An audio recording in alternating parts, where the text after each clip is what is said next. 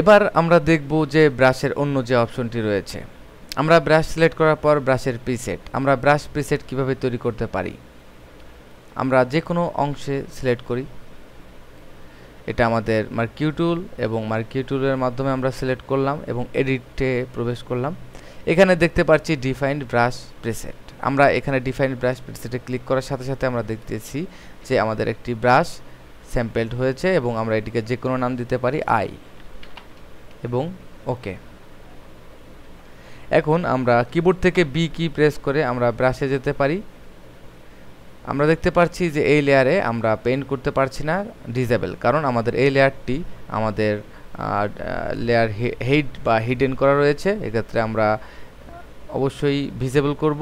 Visible করার পর আমরা ব্রাশ করছি এবং এই ব্রাশের যে প্রেসিডটি রয়েছে এখানে আমরা দেখতে পাচ্ছি 63-তে আমাদের আই যে ব্রাশটি আমরা তৈরি করেছিলাম সেটি এখানে সংযুক্ত হয়েছে। এবং আমরা এখন যদি পেইন্ট করি তাহলে দেখতে পাচ্ছি যে আমাদের এই ব্রাশটি আই নামে যে ব্রাশ ডিফাইন করা হয়েছে সেটি আমাদের একটি আই বা আমরা একটি ব্ল্যাক কালার ব্যাকগ্রাউন্ড এরকম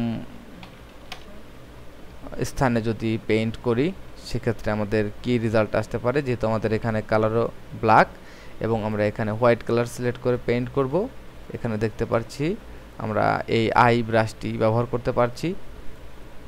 এবং আমরা যদি নতুন একটি ডকুমেন্ট এবং সাদা, সেক্ষেত্রে আমরা কালো রঙের পেইন্ট করি, তাহলে দেখতে পাচ্ছি যে আমাদের এই আই নামে যে ব্রাশটি তৈরি করছি এই ব্রাশটি আমরা পেইন্ট করতে পারি।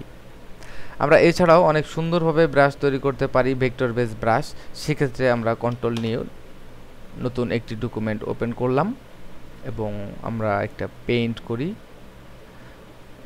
আমরা ব্রাশে গিয়ে রাইট বাটন ক্লিক করে রিসেট ওয়ার্ল্ড টুল এবং ওকে প্রেস করলে আমাদের যে মাস্টার যে ব্রাশটি আছে এবং ডিফল্ট যে ব্রাশটি আছে এই ব্রাশটি চলে আসবে নতুন একটি লেয়ার, এবং আমরা এটিকে সম্পূর্ণ ট্রান্সপারেন্সি করব এবং ব্যাকগ্রাউন্ড লেয়ারটি মুছে দেব। এখন আমরা এখান থেকে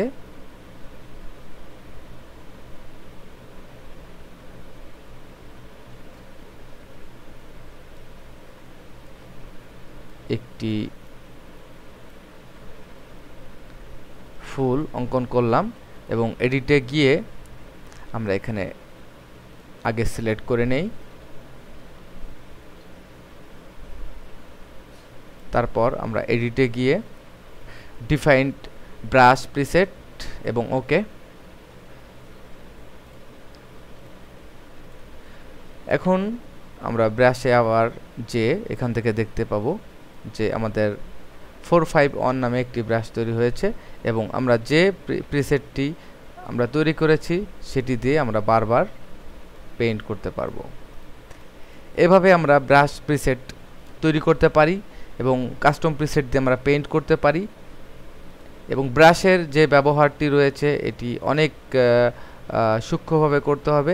এছাড়াও আমরা এই ব্রাশ পেইন্ট করার ক্ষেত্রে কিছুটা প্রিসেটকে কাস্টমাইজ করতে পারি।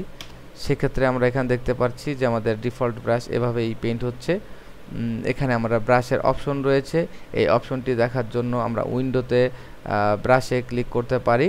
এখানে আমাদের ব্রাশ F5, আমরা এখানে দেখতে পাচ্ছি আমাদের ব্রাশের কিছু অপশন।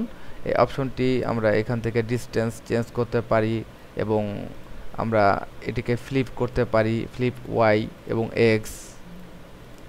ব্রাশের যে স্টাইলটি রয়েছে আমরা রোটেশন করতে পারি। এখানে আমাদের ডাইনামিক কিছু সেটআপ রয়েছে। আমরা অ্যাডভান্স টিউটোরিয়ালে আসলে এই সমস্ত নিয়ে আলোচনা করব। আপাতত আমরা নরমালি কিভাবে ব্রাশ তৈরি করে কাজ করতে পারি বা প্রিসেট করতে পারি এটা নিয়েই আলোচনা করব। এবং আমরা এখান থেকে আপাতত ডিসটেন্সটা একটু বাড়িয়ে নিয়ে আমরা এই প্রিসেটটিকে পেইন্ট করে দেখব।